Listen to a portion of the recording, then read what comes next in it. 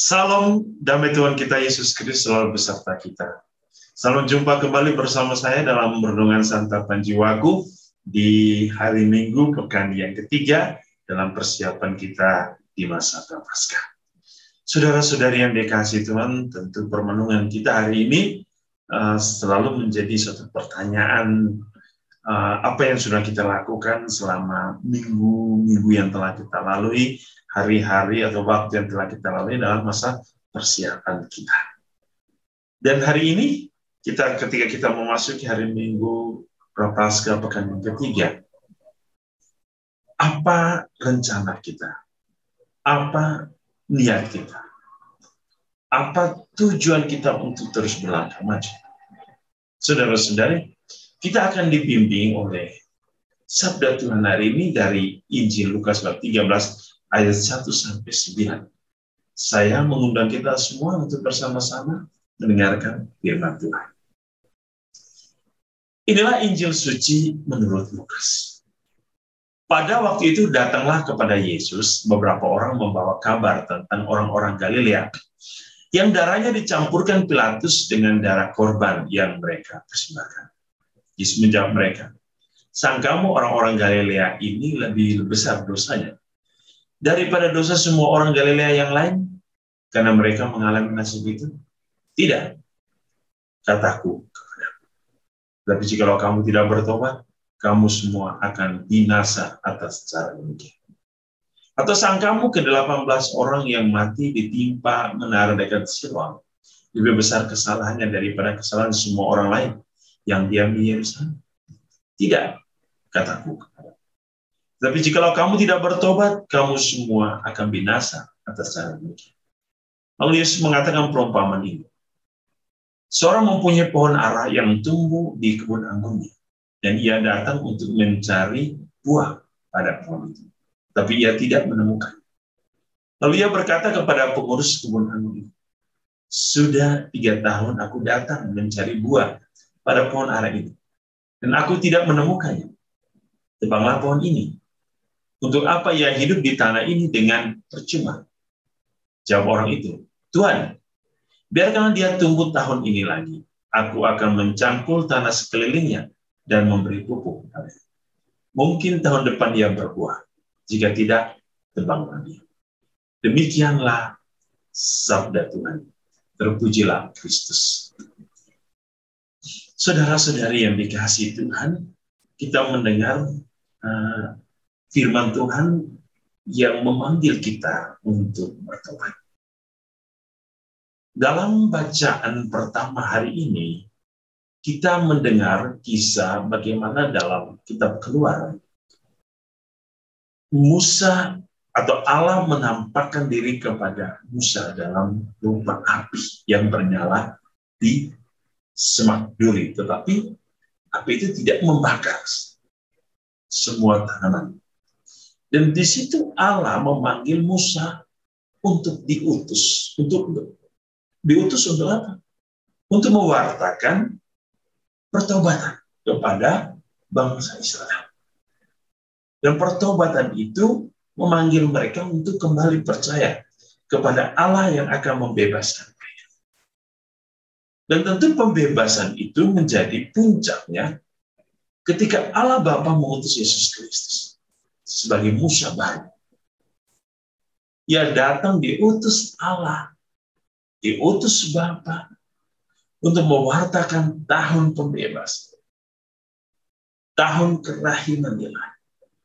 Ia datang untuk membawa manusia dengan penebusan ilahi kaisar, dengan darahnya yang kudus. Dan tentu kehadiran Yesus menjadi sukacita bagi dunia.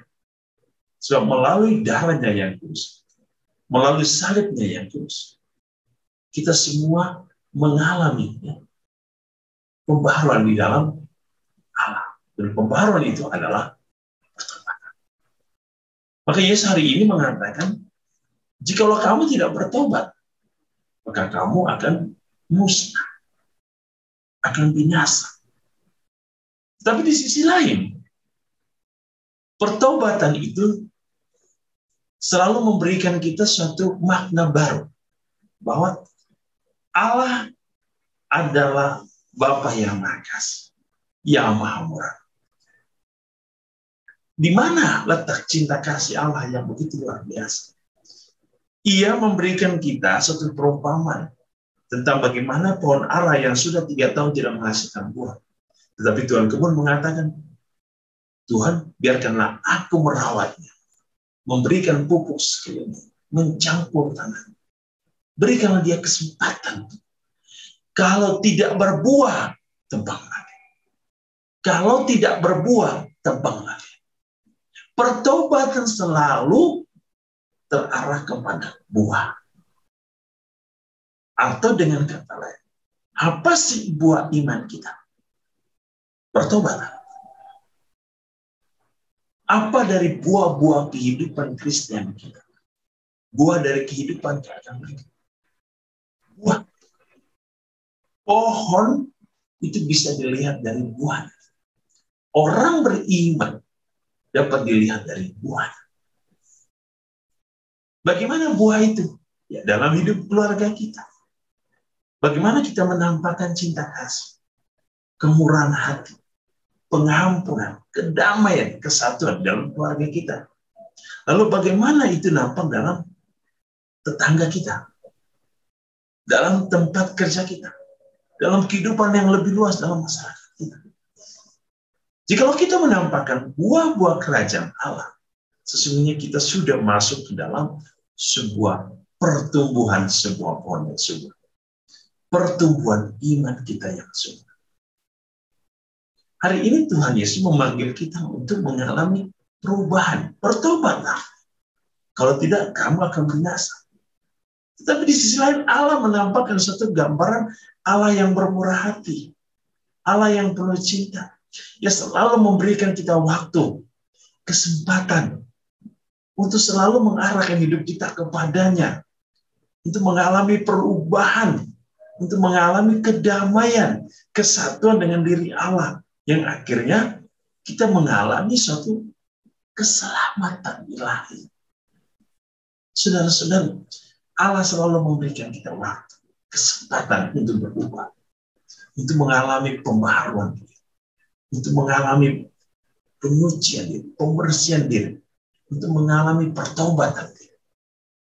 Jangan menyanyiakan rahmat Allah. Berjuang, berkorban untuk setia dan taat kepada Allah. Agar apa? Agar kita memperoleh hidup yang damai, hidup yang bahagia di dalam terang ilahi Allah, di dalam cinta ilahi Allah, di dalam kasih ilahi Allah, dan terakhir di dalam keselamatan ilahi. Saudara-saudara, mari dalam pekan yang ketiga ini kita diberikan waktu, kesempatan untuk percaya, membuka diri, membuka hati, pikiran kita untuk mengalami perubahan, pembaharuan, pertobatan di dalam Tuhan. Tuhan Yesus memberkati kita, mengampuni kita, menguduskan kita dengan berkat-Nya yang berlimpah. Dalam nama Bapa dan Putra dan Roh Kudus.